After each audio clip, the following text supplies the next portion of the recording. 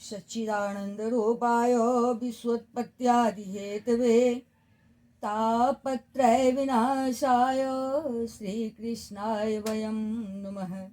कृष्णं नारायणं वन्दे कृष्णं वन्दे व्रजप्रियं कृष्णं द्वैपायनं वन्दे कृष्णं वन्दे पृथासुतम्। ॐ नमो भगवते वासुदेवाय। ॐ श्री परमात्मने नमः।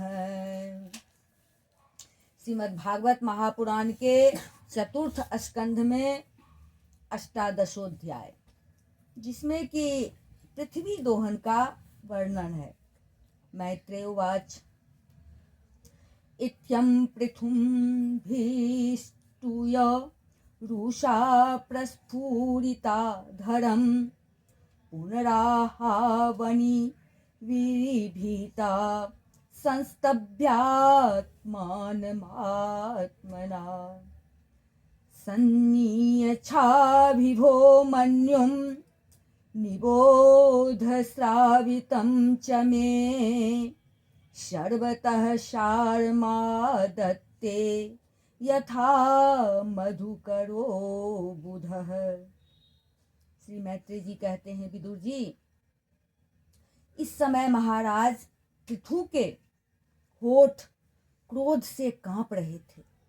उनकी इस प्रकार स्तुति कर पृथ्वी ने अपने हृदय को विचार पूर्वक समाहित किया और डरते डरते उनसे कहा, प्रभो, आप अपना क्रोध शांत कीजिए और मैं जो प्रार्थना करती हूँ उसे ध्यान देकर सुनिए। बुद्धिमान पुरुष भ्रमर के समान सभी जगह से सार ग्रहण कर लेते हैं।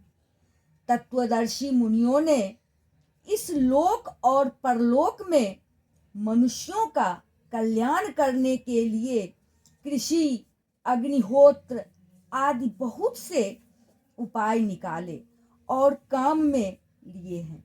उन प्राचीन ऋषियों के बताए हुए उपायों का इस समय भी जो पुरुष श्रद्धापूर्वक भली भांति आचरण करता है वह सुगमता से अभिष्ट फल प्राप्त कर लेता है, परंतु जो अज्ञानी पुरुष उनका अनादर करके अपने मनः कल्पित उपायों का आश्रय लेता है, उसके सभी उपाय और प्रयत्न बार बार निष्फल होते रहते हैं। राजन, पूर्व काल में ब्रह्मा जी ने जिन धान्य आदि को उत्पन्न किया था, मैंने देखा कि यम, नियम आदि व्रतों का पालन न करने वाले दुराचारी लोग ही उन्हें खाए जा रहे हैं। लोक रक्षक, आप राजा लोगों ने मेरा पालन और आदर करना छोड़ दिया, इसलिए सब लोग चोरों के समान हो गए हैं। इसी से यज्ञ के लिए औषधियों को मैंने अपने में छिपा लिया। अब अधिक समय हो जाने से अवश्य ही वे धान्य मेरे उदर में जीर्ण हो गए हैं। आप उन्हें पूर्वाचार्यों के बतलाए हुए उपाय से निकाल दीजिए। लोक पालक वीर, यदि आपको समस्त प्राणियों के अभिष्ट एवं बल की वृद्धि करने वाले अन्न की आवश्यकता है तो आप मेरे योग्य बछड़ा, दोहन पात्र और दूहने वाले की व्यवस्था कीजिए। मैं उस बछड़े के स्नेह से पिन्हाकर दूध के रूप में आपको सभी अभिष्ट वस्तुएं दे दूंगी। राजन, एक बात और है, आपको मुझे समतल करना होगा, जिससे कि वर्षा ऋतु बीत जाने पर भी मेरे ऊपर इंद्र का वर्षाया हुआ जल सर्वत्र बना रहे, मेरे भीतर की आर्द्रता सूखने न पावे। यह आपके लिए बहुत मंगल कारक होगा। पृथ्वी के कहे हुए ये प्रिय और हितकारी वचन स्वीकार कर महाराज पृथु ने स्वयंभू मनु को बछड़ा बना अपने हाथ में ही समस्त धानियों को दूह लिया। पृथु के समान अन्य विज्ञ जन भी सब जगह से सार ग्रहण कर लेते हैं, अतः उन्होंने भी पृथु जी के द्वारा वश में की हुई वसुंधरा से अपनी अपनी अभिष्ट वस्तुएं दूह ली। ऋषियों ने बृहस्पति जी को बछड़ा बनाकर इंद्रिय, वाणी, मन और श्रोत्र रूप पात्र में पृथ्वी देवी से वेद रूप पवित्र दूध दूहा। देवताओं ने इंद्र को बछड़े के रूप में कल्पना कर सुवर्णमय पात्र में अमृत, वीर्य, ओज और शारीरिक बल रूप दूध दूहा। दैत्य और दानवों ने असुर श्रेष्ठ प्रहलाद जी को वत्स बनाकर लोहे के पात्र में मदिरा और आसव, ताड़ी आदि रूपी दूध दूहा। गंधर्व और अप्सराओं ने विश्वावसु को बछड़ा बनाकर कमल रूप पात्र में संगीत, माधुर्य और सौंदर्य रूप दूध दूहा। श्राद्ध के अधिष्ठाता महाभाग पितृगण ने अर्यमा नाम के पितृश्वर को वत्स बनाया तथा मिट्टी के कच्चे पात्र में श्रद्धा पूर्वक कव्य पितरों को अर्पित किया जाने वाला अन्न रूप दूध दूहा। फिर कपिल देव जी को बछड़ा बनाकर आकाश रूप पात्र में सिद्धों ने अनिमादि अष्ट सिद्धि तथा विद्याधरों ने आकाश गमन आदि विद्याओं को दूहा। किम पुरुष आदि अन्य मायावियों ने मय दानव को बछड़ा बनाया तथा अंतर्धान होना, विचित्र रूप धारण कर लेना आदि संकल्पमयी मायाओं का दुग्ध रूप से दूहा। इसी प्रकार यक्ष, राक्षस तथा भूत पिशाच आदि मांसाहारियों ने भूतनाथ रुद्र को बछड़ा बनाकर कपाल रूप पात्रों में रुधिरा शव रूप दूध दूहा। बिना फन वाले सांप, नाग और बिच्छू आदि विषैले जंतुओं ने तक्षक को बछड़ा बनाकर मुख रूप पात्र में विष रूप दूध दूहा। पशुओं ने भगवान रुद्र के वाहन बैल को वत्स बनाकर वन रूप पात्र में तृण रूप दूध दूहा।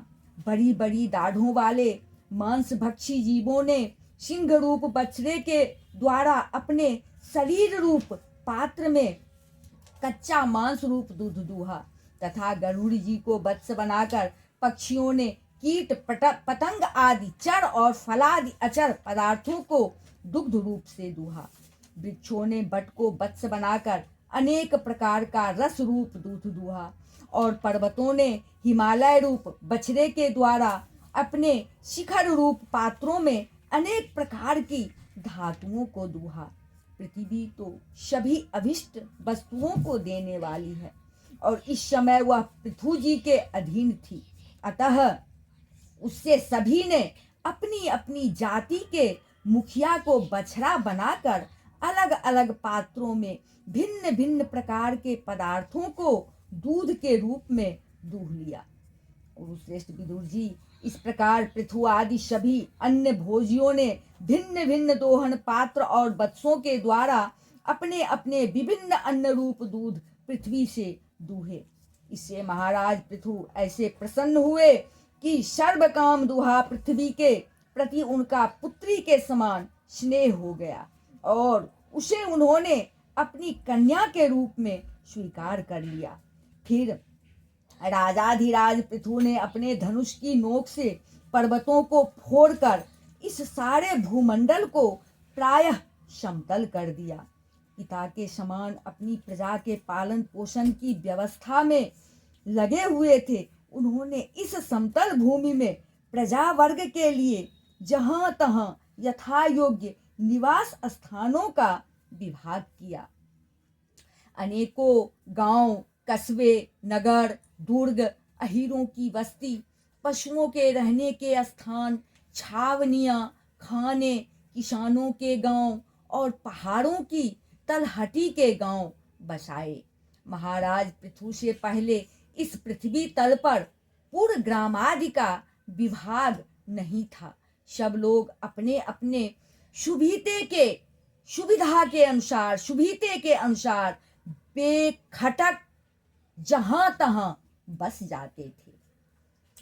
ग्रामान् पुरः पत्तनानि दुर्गानि विविधानि च घोषान् व्रजान् शशि वीरानाकरान् खेट खरवटान् प्राक्पिथोरिह नैवेखा पुरग्रामादिकल्पना यथा सुखं वसन्ति यस्म तत्र तत्राकुतो भयाः इति श्रीमद्भागवते महापुराणे पारमहंस्यां संहितायां चतुर्थ स्कंधे पृथु विजये अष्टादशोऽध्यायः। बोल वृंदावन बिहारी लाल की जय। गोविंद हरे गोपाल हरे गोविंद हरे गोपाल हरे नारायण दीन दयाल हरे नारायण दीन दयाल हरे। तो इस प्रकार इस अध्याय में राजा पृथु ने पृथ्वी से, गौरूपी पृथ्वी से नाना प्रकार के अभिष्ट वस्तुओं को दूध के रूप में दूहा।